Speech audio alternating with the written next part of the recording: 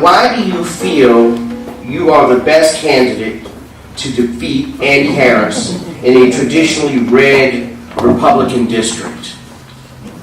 And this is open to everyone, I guess, and let's begin where we left off, and we'll run back up.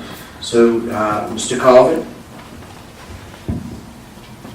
This election is a referendum on Andy Harris. That's part of how you beat him. This is not left versus right. This is not Democrats versus Republicans. This is a gerrymandered district, as we all know. So for a Democrat to win this seat, you have to get together a coalition that goes from the far left to the center to the disaffected right. Part of how we're going to beat them is we're outworking them. We have 300 volunteers at this point. We are out knocking doors. Every time I see my volunteers, I talk about toenails, because we all need to be losing toenails because we're knocking so many doors.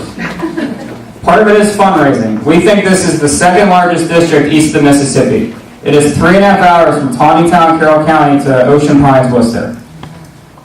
You can't shake every hand, and I've tried. I'm doing 600 miles a week in the truck.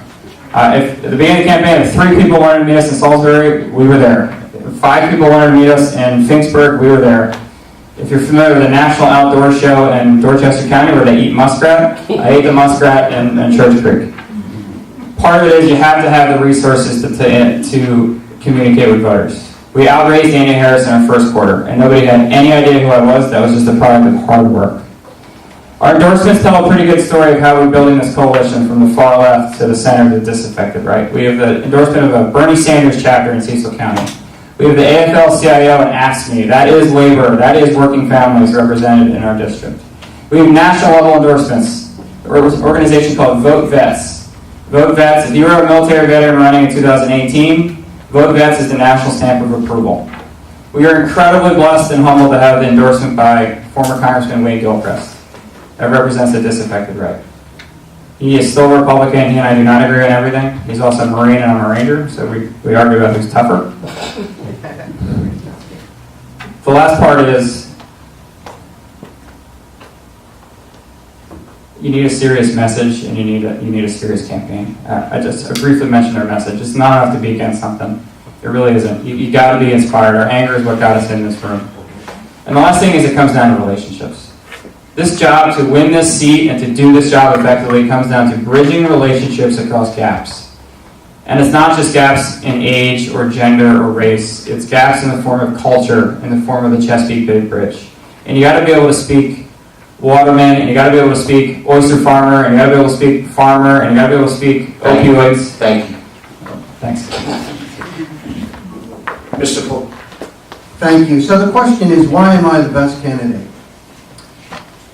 I've got 40 years of experience as a trial lawyer. I have been in the arena, fighting for justice for folks for my entire career. I have lived in the 1st District and represented folks in the 1st District for my entire career. I have been the Talbot County attorney for about 25 years. I've worked with both Democrats and Republicans on 7 different councils, solving problems, drafting legislation. One of the things I did, I drafted a bill to protect the Chesapeake Bay that was so effective that the following year, the Maryland General Assembly adopted that as a model for statewide legislation and adopted it statewide, and that model is still in effect today, protecting the Bay.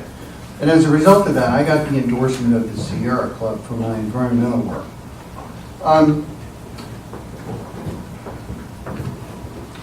I've been in this race for about a year. I've been throughout the district. It's a huge district. We have gone from the first day on the basis of getting out the vote.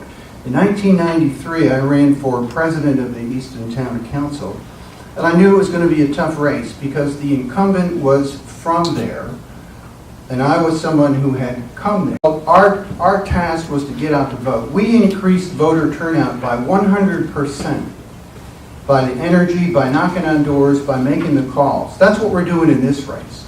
We've got volunteers. We've got 400 volunteers. We've been knocking doors since August, making calls since August. And that's the way we win this race. And we win this race on Harris's record. He tried to take health care away from 23 million Americans.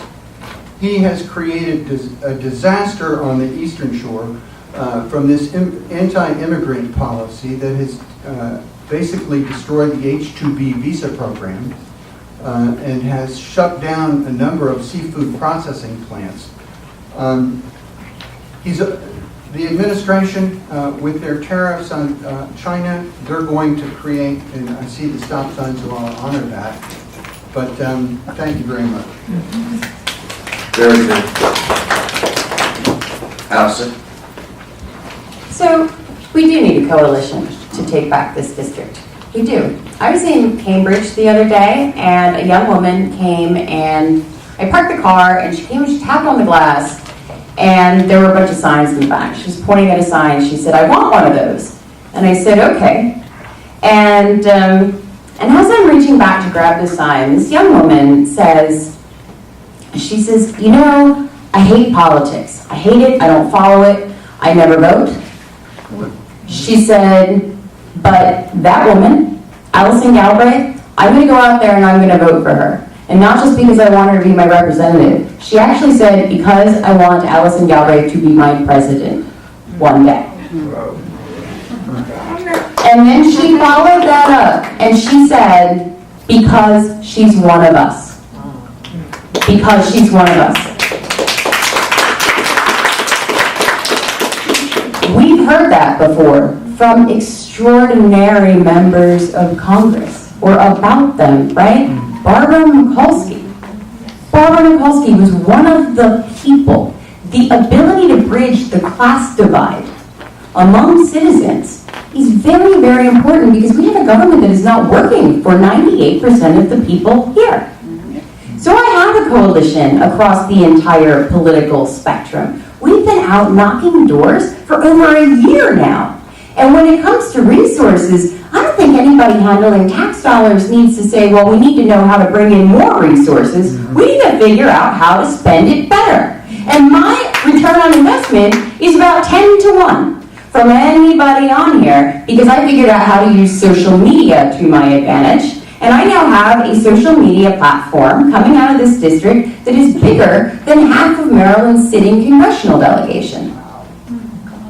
I have almost 3,000 different small donors, because it's not just enough to say we're going to take it back. You have to fix the process so that anybody can compete in this system too.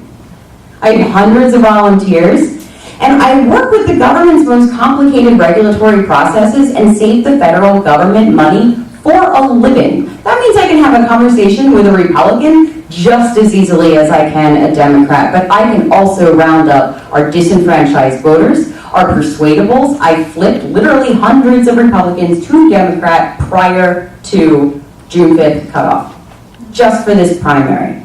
That's what I've demonstrated, and that's what we need, and we need the enthusiasm and the inspiration and a very, very excited group of people to do this. They're behind me. Thank you very much.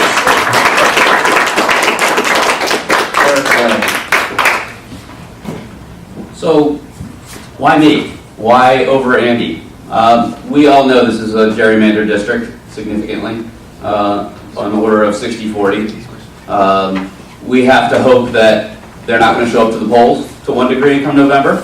The other part is we have to understand what are the hot issues that drive the decisions at the polls.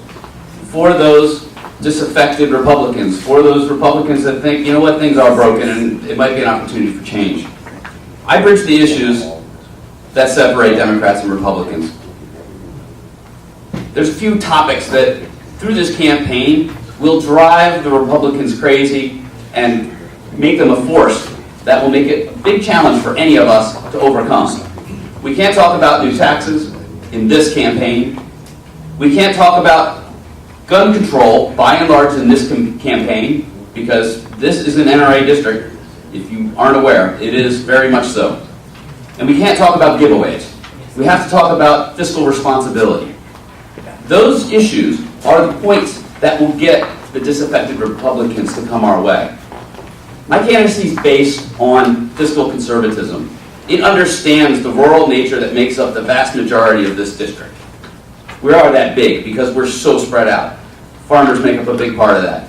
people that live in rural areas. We need people that they understand to be a candidate on that final ballot come November.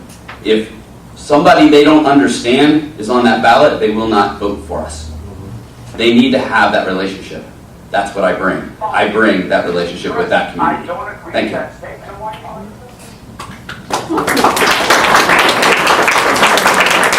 Thank you very much. We're going to